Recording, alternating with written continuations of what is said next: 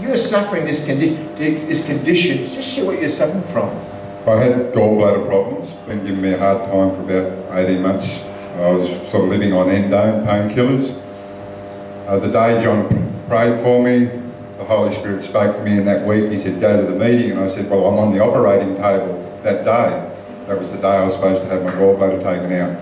So I just made a decision eventually to go to Ferndale rather than have the operation. John pulled me out on a word of knowledge. I didn't say anything, I just turned up, pulled me out in a word of knowledge, was just talking to people, put his hand on my shoulder and God instantly healed my gallbladder.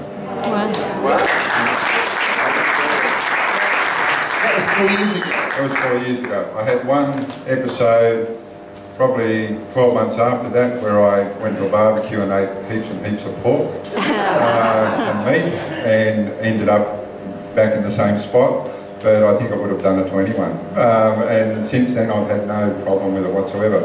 I've been to a naturopath and he's got a machine that measures where you're at, and he said, wow, you've got a really healthy gallbladder. So God's healed it. It's amazing. You think that this man was due for surgery in his gallbladder and he made the decision. In the natural it sounds crazy to come to a healing meeting. And Jesus delivered him. Well, the Holy Spirit wouldn't leave me alone in that previous week. I had a brochure of John's and it was sitting on a table, and every time I walked past it was like it talked to me. In the end I just rang and they said, well, you won't get back on the list for an operation for at least 12 months. Wow. And I thought, well, God, you know, all in or nothing, that's usually my nature. But I'm not going to say anything.